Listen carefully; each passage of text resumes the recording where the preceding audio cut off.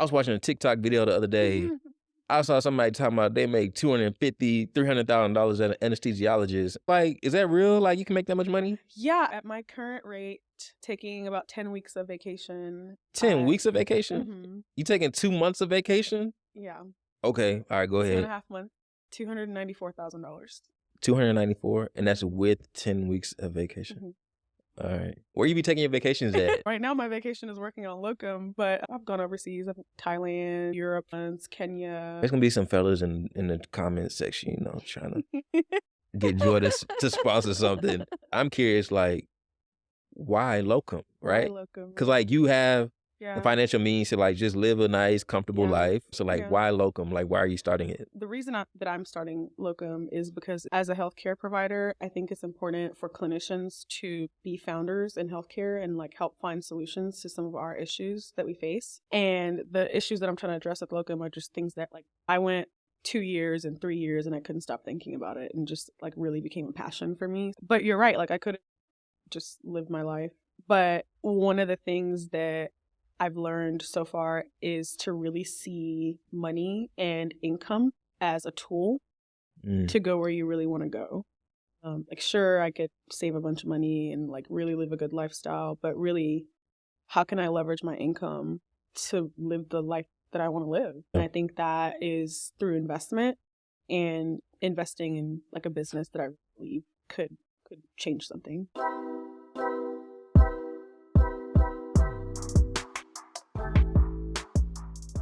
Welcome back to the Custom Journeys channel. I am Andrew Bangs. This podcast is all about helping you all have successful careers in STEM and introducing you to diverse STEM professionals such as Joy. Joy is an anesthesiologist, makes a lot of money. Hopefully she can give me some money. And she is also the founder and CEO of Lokum. And she's going to talk all about that and what she does, how she got started. Let's go ahead and jump into it. Joy, thanks for joining me today. How you doing? I'm great. Thank you for inviting me. Let's talk about Lokum real quick. Yeah. Let's start it off there. What is Lokum and what is the app? Yeah. So Lokum is a two-sided mobile matchmaking platform that is meant to connect healthcare providers like me to healthcare facilities and or consulting groups that need their services, their clinical services. So basically making the work transaction between those two parties easy. Okay, gotcha. Yeah. So you're really about to make a lot of like recruiters, staffing agencies like myself a little upset, Hopefully. Could we be, the commissions on recruiting, for those who don't know, they can be about 20% and up. So your platform will kind of give some of the power back to the companies that need the staff. Yes. Okay. Yeah. So how much would it kind of charge like employers that are looking to staff and hire? Yeah. So what's different about us is we're changing the pricing model for recruiting altogether. Okay. Instead of charging a commission on the work hours, because one of the things that makes me really angry as a provider, well, not angry, but just like a little bit uncomfortable as a provider is the idea of like profiting off of this person's labor for a really long time, which is what recruitment agencies in healthcare do. Like they charge maybe that 20% for the length of like your the lifetime of your work relationship. And instead at Lokum, we're doing a lead generation model. So for every provider that says that they're interested in a job, we, when you click on the button that says you're interested in this job, we charge a fee for that. And then when you actually permanently hire the person, there's a fee attached. Okay. So it's like a flat fee? Yeah. Like every time they click the button? Okay. Yeah. Gotcha. I like the idea. I definitely think there's a lot of people and employers that really love that model, save them a ton of money. Yeah. I know some companies in the staffing world that'll charge like 50, 60% margin on an employee that they staff. So they employ the employer, they give them to the hospital, for example. And let's say I charge a hospital $100,000 for this guy's salary, but I'll charge the hospital $150,000 and I pocket the extra $50,000 year after year after year. So that adds up. That adds up. So I'm sure your adds clients up. are going to be super happy. Yeah. One of the hospitals that we talked to spends $590,000 a year just to recruit one type of provider. Wow. $500,000. And healthcare is 19% of GDP, which means like when you pay $100 in taxes, they peel off $20 to go into healthcare. And, like outcomes aren't any better for that. It's just extremely expensive. And that's one of the reasons why. Okay. All right. So we're going to kind of get into some of the origin story behind this because you're an anesthesiologist by trade. I was watching a TikTok video the other day. I saw somebody talking about they make $250,000, $300,000 as an anesthesiologist. I was like, why? Where did I go wrong? Mm-hmm. Is that real? Like you can make that much money? Yeah, actually, so I have even more surprising news for you. So there's two types of providers that can do anesthesia independently in the US, and one of those is a medical doctor who's an anesthesiologist, and then there's a nursing avenue to that profession as well. So I'm what's called a nurse anesthetist or a nurse anesthesiologist, meaning that I also get to do anesthesia, but just like different routes. And yes, it is true that you can make that much money. That's actually, depending on which type of provider you are, that's on the low end of things. So it is a very lucrative field. Yeah. Oh my goodness. So there's two different types of providers or anesthesiologists. So there's like what? Say that for me one time. Yeah. So there are anesthesiologists, medical doctors. Okay, so they went to like undergrad 4 years, went to med school for 4 years, and then anesthesiology school for 4 years. Residency for 3 years. Residency for 3 years. Okay, a lot of school. In anesthesia, lots of school. And then for the nurse anesthesiologist, it's 4 years undergrad, specifically a nursing degree. Yeah. At least a minimum of 2 years in the ICU, and then 3 years of anesthesia school for a doctoral degree. So that's a total of 9 years versus 11 years. Gotcha. Okay. Yeah. Is there any difference between like the pay between the two roles? Yes, there is. I actually looked up some numbers before our interview today. I'll take it. Yeah. So on the low end for nurse anesthesiologists, depending on state, if you're working for a hospital, if you're an independent contractor, there are different work models. Yeah. It can be anywhere from $190,000 a year to $400,000 a year. Okay. And for anesthesiologists, physicians, it can be anywhere from, I saw today, like $280,000 a year to $600,000 a year. Okay. But a good number of people could be easily making $500,000 a year. Yeah. Okay. How much do you make a year? So at my current rate, taking about 10 weeks of vacation. 10 weeks of vacation? Mm-hmm. You taking 2 months of vacation? Yeah. Okay. All right, go ahead. 2.5 months. $294,000. $294, and that's with 10 weeks of vacation. Mm-hmm. All right. That's dope. Yeah, nice. Where you be taking your vacations at? Because I'm thinking right now I'm not taking much vacation at all. Right now my vacation is working on Lokum, but most of the time I've gone overseas. I've Thailand. Okay. I did Europe for a month once. Kenya. Yeah, sometimes I go back home. Gotcha. All right, there's gonna be some fellas in the comment section, trying to get Joy to sponsor something. Yeah. Cool. Yeah. No, that's exciting. So that's wild. Like that's a comfortable lifestyle. And that's honestly one of the reasons why I typically encourage people to consider like STEM careers. Yeah. That makes me even more interested. And we're going to talk about like how you got into anesthesiology some more. Yeah. But I'm curious, like, why Lokum, right? Why Lokum? Because like you have the financial means to like just live a nice, comfortable life, like take it easy, travel, all the things anybody kind of want to do. You told me you bought a house, right, in Houston. So it's like, what more could you want? But obviously there's more. So like, why Lokum? Like, why are you starting it? Well, so there are two answers to your question, I think. I think the reason that I'm starting Lokum is because it's just, as a healthcare provider, I think it's important for clinicians to be founders in healthcare and like help find solutions to some of our issues that we face. And the issues that I'm trying to address at Lokum are just things that like really, really ticked me off as a professional, and that I really think needs to change about the industry. And, I went 2 years and 3 years and I couldn't stop thinking about it, and just like really became a passion for me. So it's a really expensive passion project, really. So that's why I started Lokum. But you're right. Like I could have just lived my life. I have a good life without trying to start another business. But one of the things that I feel like I've learned so far is to really see money and income as a tool to go where you really want to go. Like, sure, I could save a bunch of money and like really live a good lifestyle, but really, how can I leverage my income to live the life that I want to live? Yeah. And I think that is through investment and investing in like a business that I believe could change something.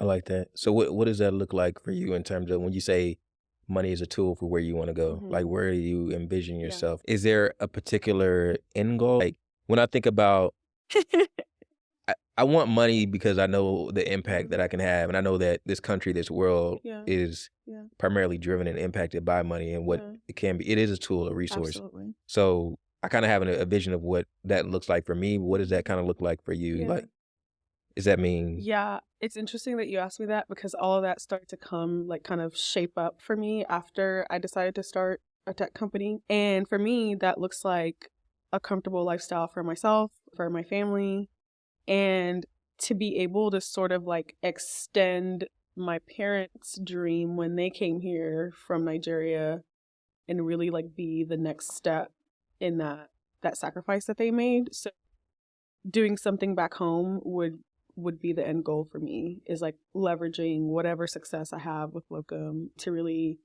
yeah, like do some things on the continent.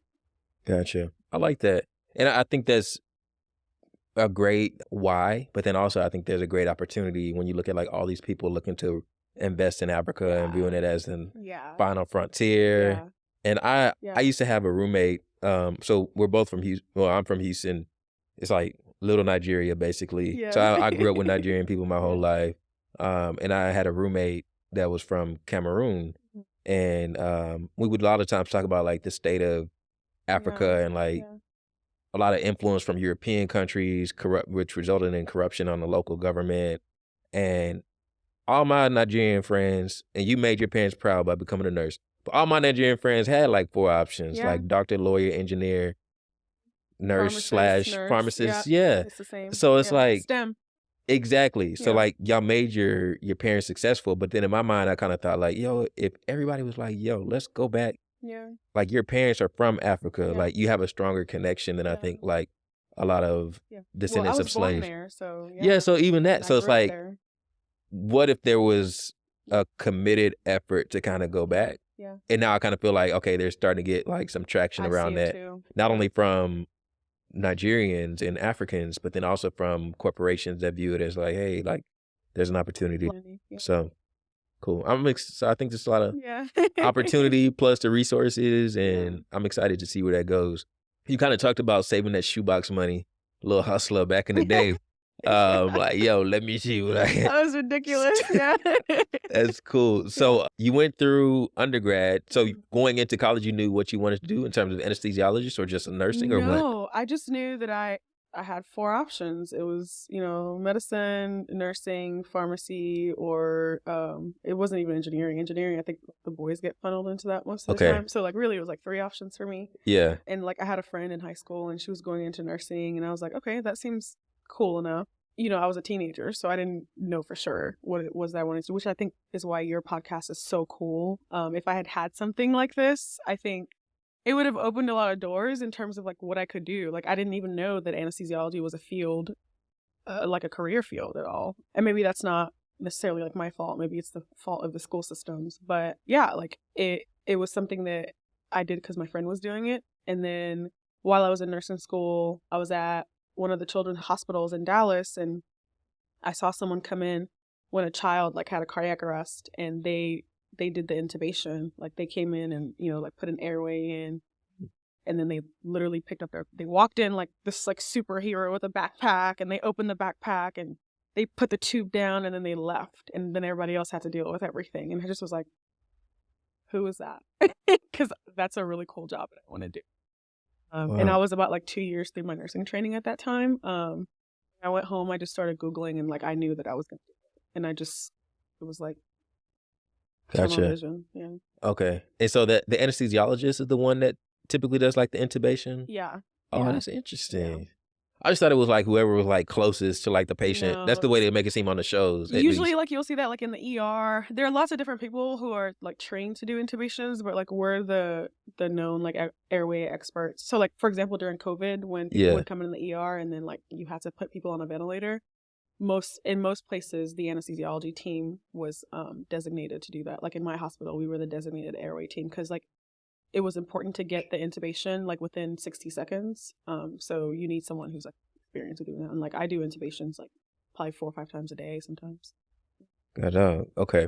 Yeah. Interesting. So that wasn't until you said sophomore year of That was sophomore year of college. undergrad? Yeah, undergrad. Okay. So For the people who are watching who may be curious, Yeah. so you do 4 years of undergrad, potentially if you go to BSN, Bachelor's You of have to Science. get a Bachelor of Science in Nursing Okay, so have to get a Bachelor of Science of Yes. Nursing to be an to anesthesiologist, be a nurse anesthetist or nurse anesthesiologist. nurse anesthesiologist. Yeah. So sophomore year, you see anesthesiologist.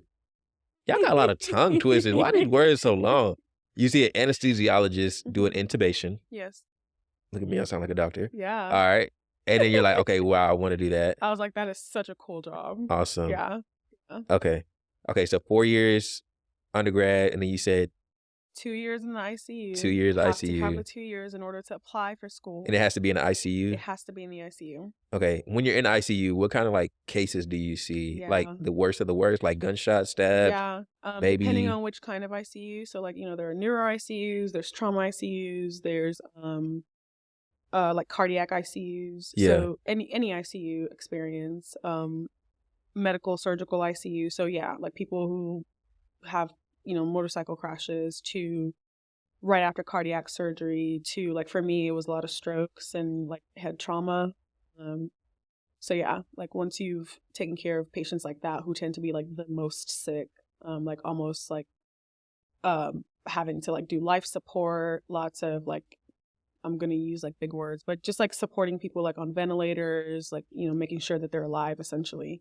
Once you've done a lot of that kind of work, that kind of tees you up for anesthesia school, which then you get into like the medical science of all those things and Okay. really get into the training. And that's 3 years. That's 3 years. Okay, gotcha. Okay, thanks for breaking that down. That's it seemed like a lot. Which did it seem like a lot to you? Like while you were in it? So it took 9 years for me, which is the minimum amount of time that it takes for people. So for Yeah. some people, it's even longer, because they spend longer in the ICU. So yeah, it was a lot. It's one of the hardest, until I started a tech company, it was the hardest thing I'd ever done. Yeah. Okay, gotcha. Tech has been harder?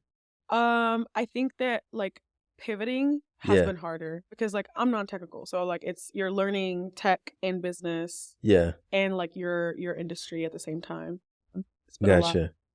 Okay, But also I still work. Like I'm not a full-time founder yet. So it's been juggling that. That's hard. When I was in anesthesia school, it was my only. gotcha. Yeah. Okay. One of the things that, and it may be completely different for you. Typically, when I interview like founders or just engineering professionals, tech professionals, you're one of the first like science Yeah. professionals that I've interviewed. Super cool. Yes, and honestly, a lot of times, like people that sit here, Yeah. our experience is that the stuff we learn in school doesn't have nothing to do with like the stuff we actually do in the field, right? Because like thermodynamics, calculus, dynamics, physics, like Yeah. when we're actually out there working as an engineer, at least in my experience, a lot of times I was doing like project management, managing people, managing teams, those kind of things. In your field, I would imagine it's kind of the opposite, where you're actually using the things Applied science. that you. Yeah. Okay. How I'm imagining also that like the coursework is hard. Is that the case? Because okay, it is. Okay. Yeah. Gotcha. What tools or resources can people use or take advantage of to kind of be successful at it though? Yeah. Because I think for me it's like, hey, you either work hard on the front end of your life Yeah.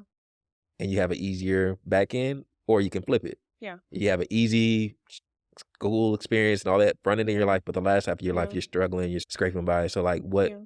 resources or what can people do to kind of be successful at it? Yeah, so I think like that's a great question because school is like its own thing, and then you're right, like when you get into your career, what you learned in school might not necessarily be something that you use forever. Like when was the last time I used calculus? But I would say my advice to people is like school is also a tool to get to the life that you want to live. And for anyone that's like looking into getting into a career, that yes, the coursework may be hard, but I think the most important thing is to recognize that school is about knowing how to pass school. It's about knowing how to get through school. I think really knowing yourself, investing the time to figure out how you learn. So like, what's actually the psychology of learning and how does that apply to me? And then doing the research to figure out like, well, what resources are available in this particular or these particular ways that I learn so that you can really like self-direct. I would say like I was successful at school, even though it was really hard, because I figured out really early on how I learn and what works for me. And like, I would take my textbooks and like break them down into specific like types of notes that like I knew I could use to study in like a format that I knew how to, that I could use to study. So things like that, just like really having like self-direction and a lot of discipline is what is my first recommendation to people. It's just like knowing yourself and like why you're doing it. Gotcha. Yeah. I know it's been a lot of work, 9 years of education. Yeah. Has it been worth it for you? Absolutely. Yeah. Okay. It has. I would say that like I just based off of like my life experience, I might be wrong about this, but I think I have like the coolest job in the world. It's like you get to pilot the human body for a living. It's really cool science. Like, every time you put a patient to sleep, they react differently. People are very different in just the way their bodies work. So Yeah. my work is really rewarding, and then it's also really rewarding in terms of like my income too. So like it's for me a really good balance. Sometimes very stressful. We talked before. I say like my job is 98% just like chilling. Like once you get the patient to sleep, they're breathing the gas, they're doing okay. You sit there and like read a book or shop or whatever it is you want to do, but then like 2%, like what we really get paid off or paid for is that 2% of time when like stuff's going down and like you really need to like save this person's life. And that part's really rewarding sometimes too. So yeah, like I would say absolutely. Gotcha. It's been worth it. No, that's dope. And I remember our original conversation when we were talking and you were like, we get paid not to put patients to sleep, but to make sure that they wake up. Yeah. And that hit me like, dang, that's real. Like, going to sleep is easy. You can put anybody to sleep. They better wake up or like, yeah. This is my family, we fighting. Like, yeah. That's wild. It's okay. like waking up safe and sound and like ready to go back home to the people who love them. Because that's really what it is like people are trusting you with their lives. Like when a person is asleep, they're the most vulnerable that they ever will be. They don't even control their own like functions. You do. So yeah, it's a really high burden of care. And I think it takes a specific like type of person to like be able to do it and like to like do it. What does that type of person look like? Is it somebody that's like, obviously they have to be okay with like, when you say 2 years in the ICU, you got to be okay with like seeing blood and guts and like all kinds of crazy stuff, I'm assuming? People say that to me and I disagree because actually my first day in the ICU when I was in nursing training, I almost passed out when I saw someone had a procedure done. And I remember the ICU nurse telling me, guess you're not going to be an ICU nurse. And she was wrong. So yeah, I feel like just like persevering helped, was the key. I didn't like blood and gore either. Like I've done a lot of things in nursing that I never thought I would have to do that were like, sometimes I'm, like I'm intubating a patient and like dealing with people's mouths is not pretty. That part is not fun, but it doesn't necessarily mean that you can't do the job. Like it's gross, but if you can overcome that. I'm happy that you said that because I think a lot of people that don't know the insights, like they just think, and I'm pretty sure a teacher, like if I go to a class and I talk to a group of students or just people in general, I'm like, yo, if you don't think you like blood, you probably shouldn't be a anesthesiologist or a doctor. True. But they had to put a chair behind me because I literally almost actually fell down and passed out the first time that I saw a procedure done. But I mean, look at me today. It's not necessarily true. How long have you been doing it for? So, oh gosh, now you're making me count. This is my 5th year as a CRNA, as a nurse anesthesiologist. And I've been a nurse since 2013. So, oh my gosh, 10 years. Oh, wow. Okay. You got a decade under your belt. Yeah. Nice. Okay, I'm an OG Congrats. Yes. Well, I'm glad also that you mentioned that story because like, you got prove the haters wrong. Let them know. That's right. She said that to me and I was like, you gotta go back, pull up on her like. Yeah. What'd you say? All right. Cool. We'll see, yeah. Yeah. So, hey, real quick, I want you to kind of walk me through the day of like an anesthesiologist. Like, Joy, you wake up, get dressed, go to the... Yeah. It's early days. Like 5 a.m. kind of day? Yeah, like I wake up at 5. Okay. Back when my workout game was strong, I woke up at 4. Work out, get ready, go to work. Yeah. Usually OR start time is like 7 o'clock. Sometimes you get like a 6 o'clock. Sometimes you get a 5 o'clock. Those are rare. Or 8 o'clock. Those are also rare. So 7 o'clock about start time. You work till around 3 o'clock on a really, really bad day. Okay. Most days I'm done with work around 1:30, 2 o'clock. On my really lucky days, I'm done with work around 10:30 in the morning, and then I go back home. Then when you get there at 7, you walk into an empty OR. Sometimes you turn on the lights because you're the first person there. You set up your airway, you draw up your drugs for the first case of the day. You see your patient, you talk to them, ask them about their health history. And then you give them some medicine to help them feel comfortable in the pre-operative area. Not even trying to put them to sleep, just Not like even making trying them to put feel to sleep comfortable. because, believe it or not, it's just like a regular Wednesday for me, but it's Yeah. probably like the biggest day of that person's life because they're having a really big surgical procedure, or even if it's a minor one, people tend to feel anxiety that they're going to go to sleep. Most people who feel anxiety about surgery feel more anxiety about going to sleep than they do about the actual surgical procedure, right? So we give medications to help with that, develop a rapport with the patient, and then, roll them back to the room on their stretcher. Yeah. When you get to the room, you put some monitors on to get their blood pressure, their heart rate, their, pulse oxygenation. If there's other monitors, you put them on. Then you give them medication to go to sleep. Usually it's IV medication. The IV medication puts them to sleep. If it's a general anesthesia case, you drop a tube, you hook them up to your ventilator, make sure everything's going well. You give them more meds, and then you just have them breathe gas through the procedure. And then at the end of the procedure, you give reversals for whatever it is you need to reverse. Like some patients, we induce paralysis, so you got to reverse that. Okay. And then you let them breathe back, and you wake them, and then you take them to recovery. That's wild. Okay. I didn't even know y'all did like induced paralysis. So not just put them to sleep, but make sure like nothing can move. So anesthesia is 3 components. It's the anesthesia, which is not feeling anything. That's what it literally means. It's analgesia, which is the part where we take away pain. Yeah. Anesthesia is kind of like you're not sensate, so you're asleep. Analgesia is the lack of feeling pain, and then akinesia is the lack of movement. Okay. So those are the 3 components to anesthesia. You've been doing this for 10 years. Like during COVID, like what was that like? COVID was wild. COVID like apocalyptic kind of everything. Yeah. And COVID actually inspired my transition to tech because it was the time where if you were anywhere in healthcare, sort of like all of your skills had to be brought to bear. So like being an emergency team for like airway management during COVID, lots of people started doing like Lokum's work, which is Lokum, where Lokum came from. Lots of people started doing like temporary work, contract work, independent contracting. But on the clinical side, seeing people come in with a respiratory disease and then like you're in charge of instrumenting the airway, like I would put on these bunny suits that had like a vent inside so they could push air down and not let air come up. And then you would go into the room and it's like you and like one other person, and you had like a limited amount of time once you push medication on a really sick patient to get the airway. And it was one of those where it's like you really don't want that to last too long because at that point, we were being told about how COVID and like the droplets in the air. Yeah, it was crazy. It was a crazy time. And the highest impact that COVID had for me was like it was a horrible disease because sometimes you were putting someone on the ventilator and you didn't know if they would ever come up. Yeah. So then you had to like, I remember calling patients' husbands and saying like, hey, you might want to like have a quick conversation with her because she's going to go on the ventilator now. And, we don't know if they're going to ever come off. Yeah.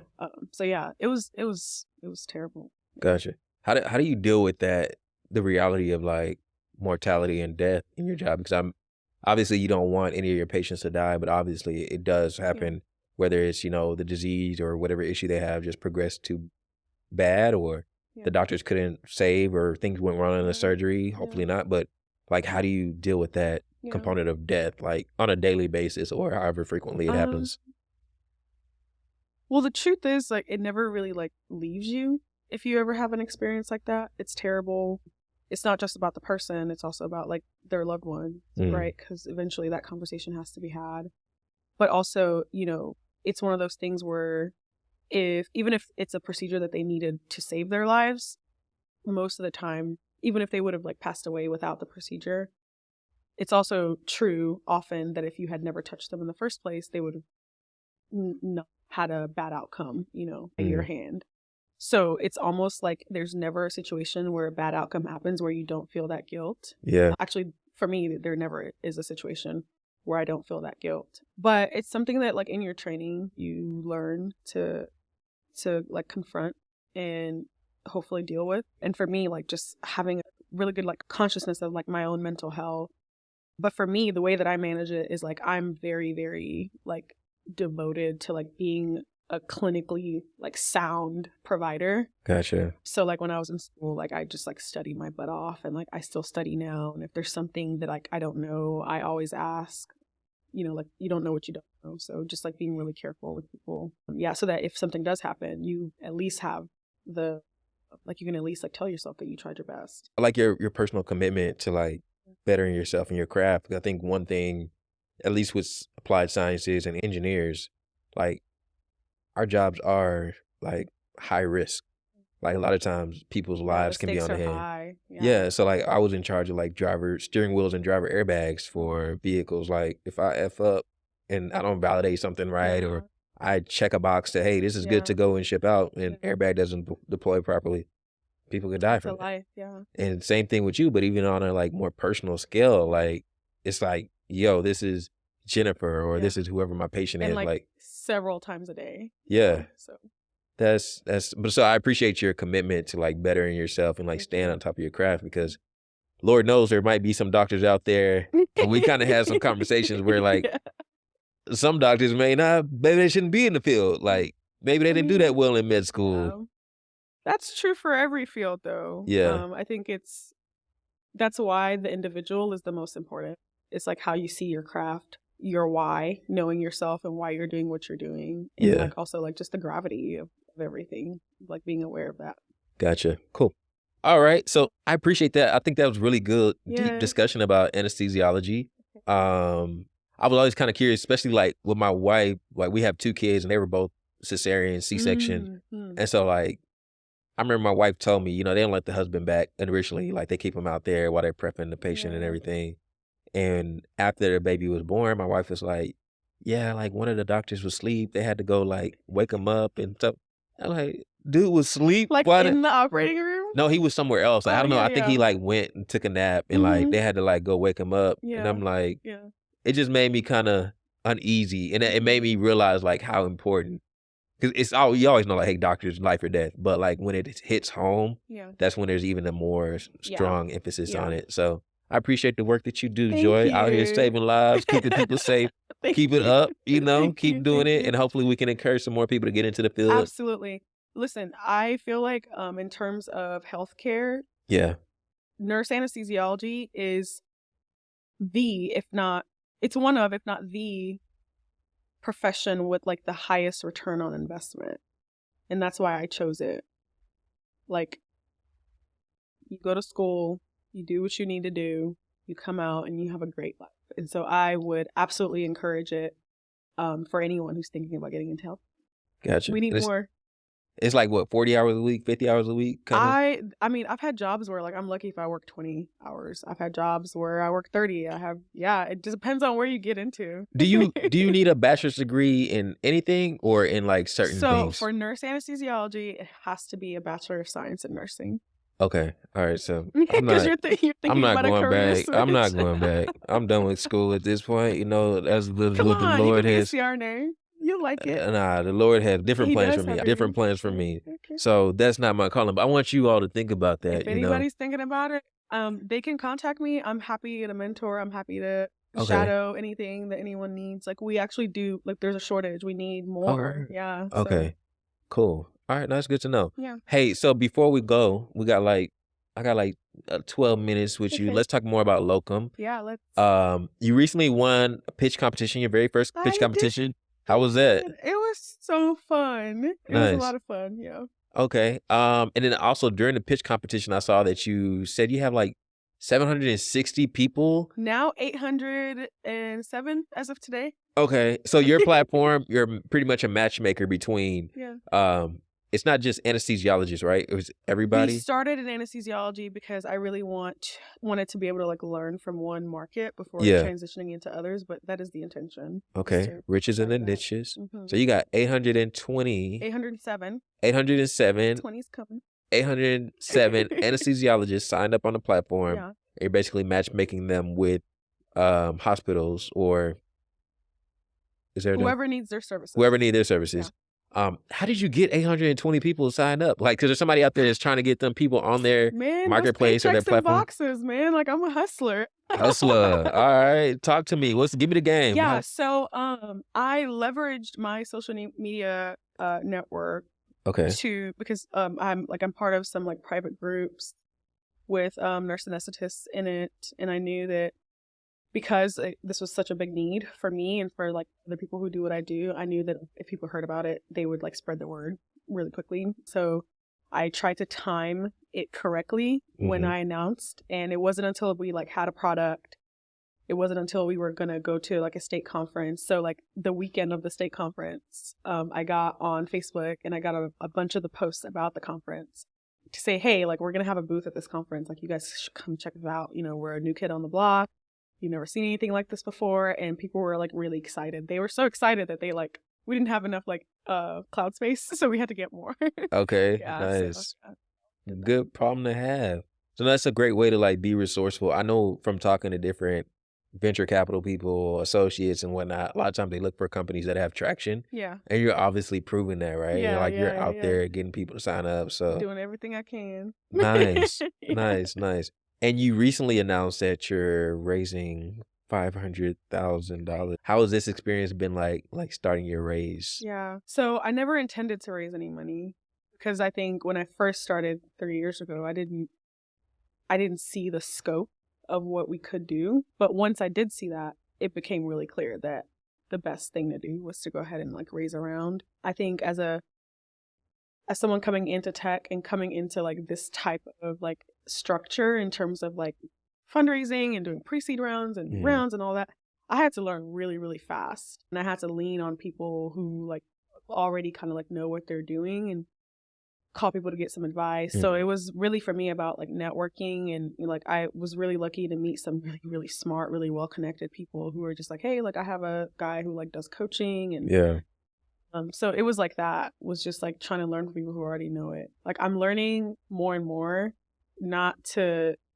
bury your head in the sand and try to like reinvent the wheel. There's so many people who are already doing what you want to do. Like, and if you just give yourself the chance and go out there and try to meet them, like there are people who will just help you because they like helping people. And I did not know that. I thought it was going to be this uphill battle.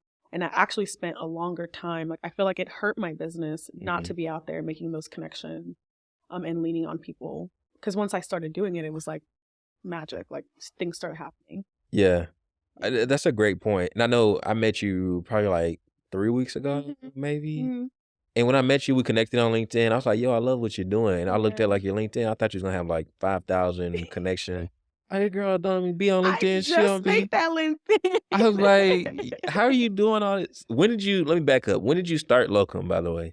So Lokum started in May of 2021 officially as a company. Okay. But the idea for Lokum came like while I was on one of my trips. I was backpacking through Europe for a month in January 2021, and I was kind of like at a crossroads, I think, in my career where, you know, like it was pre-COVID, but I had all these issues that I had noticed about my profession. I was like new in it at the time. Yeah.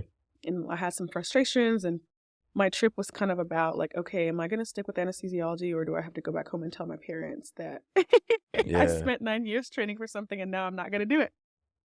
So it was kind of like for me, well, if you are not happy about these things, like what are you going to do about it? So it started as an idea, and then I shared it with some strangers like on my trip, and they were like, oh, that sounds really cool, actually, like you should do that. And then I started like writing it down, and you know, on weekends when I'm like in front of the TV, then I started sketching prototypes, and before you knew it, then a prototype migrated from the paper to the iPad, and then the iPad ended up being like the first version that didn't work out, and then that became the second version that didn't work out, and then now like we have a product that's actually going to be in the app stores. And yeah, it was just that journey. Nice. Yeah. I love that. I think I saw you said you have a beta. Like, when do you expect to be on the App Store for people to check you out and everything? So we actually got approval from Apple and Google on, I believe, Tuesday. Okay. Round of applause. Thank you. So hopefully, like because I've been searching, like every day I go and I search for the app. But once I'm hoping next week that people will be able to look for it and download that. Okay, cool. I love it. What you're doing, I know a lot of people talk about like disruption. You're really something you're like I said, recruiting model is very lucrative. Super. Like you're talking about for a direct placement, if you had a company and you're like, Drew, I need a software engineer, that's gonna be $100,000 and up for that employee. I make the introduction, I make 20% of their salary. For staffing agencies, I can get up to like 50 or 60% margin. You're talking about like drastically. So we're talking about $20,000 and up annually a lot of times. You're talking about a fraction of the cost for like the same service.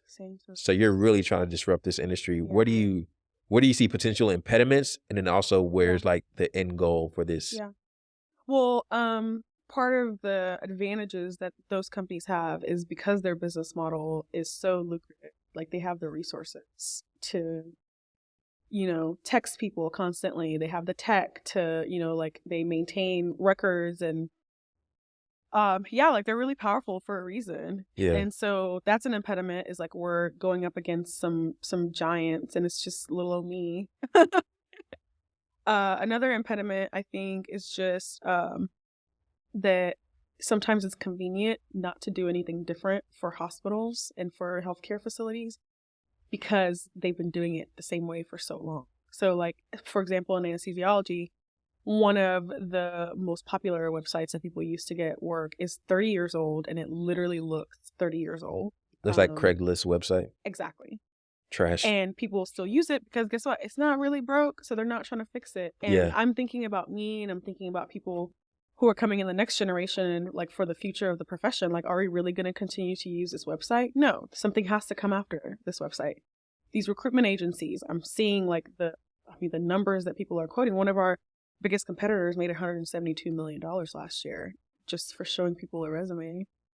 And I think that's wild. Personally, I think that's wild. And they're just one company that's owned by a company that owns 4 of companies like that are just like them. Like, Aerotech? No, Jackson Health has like 4 recruitment companies underneath them, and just one of those made $172 million last year. So it's a really lucrative business model for a reason. But guess what?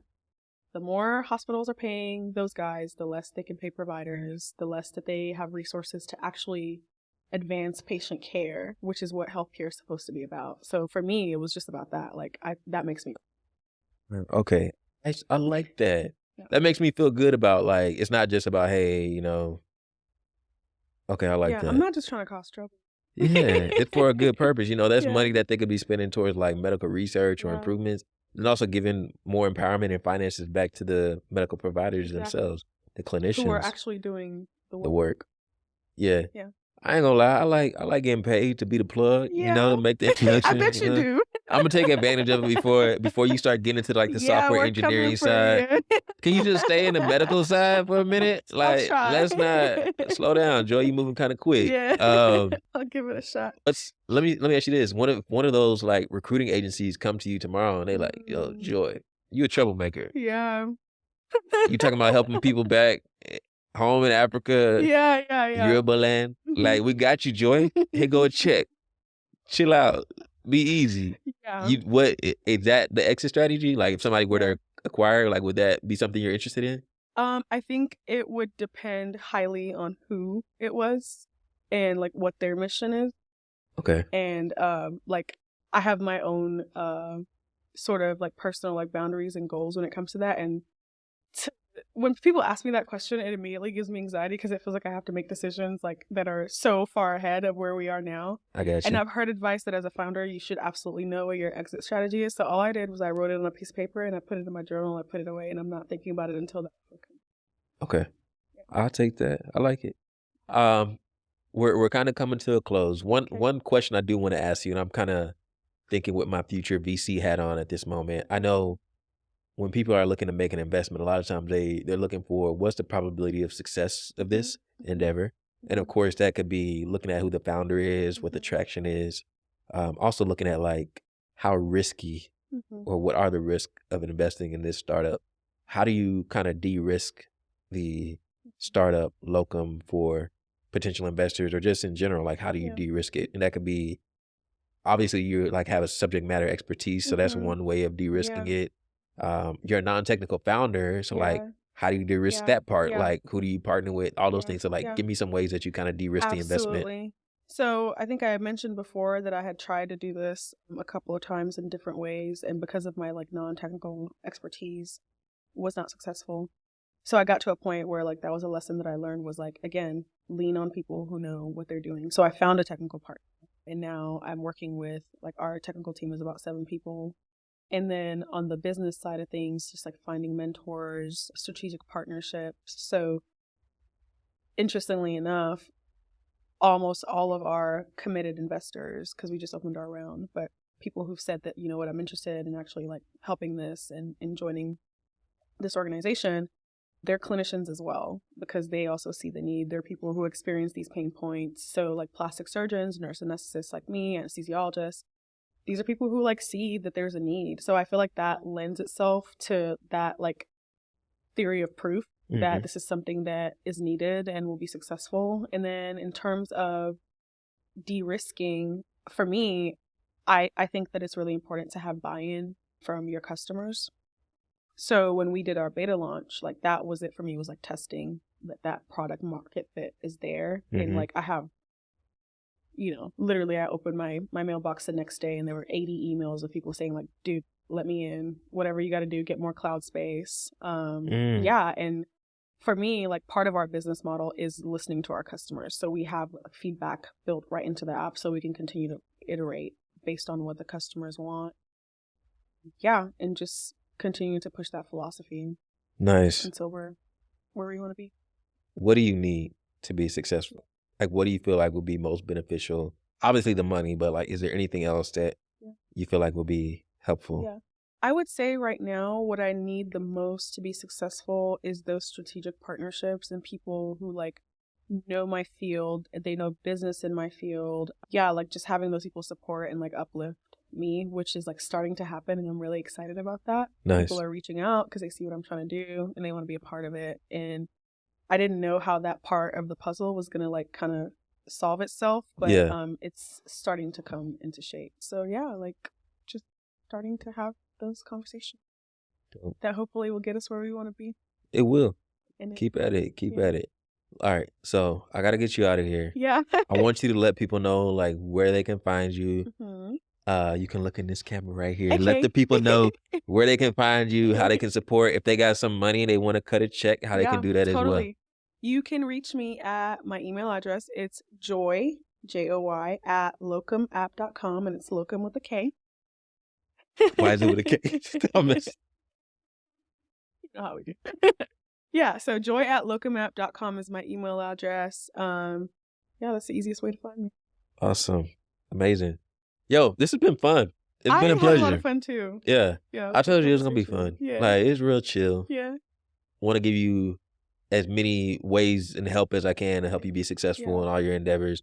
I want to have you back after you finish your first raise. Totally. For sure. So we can kind of learn some lessons there in terms of like how you were successful there. Yeah. But I'm looking you forward. asked me what I needed and I said strategic partnerships, but I should have also said, yes, investors.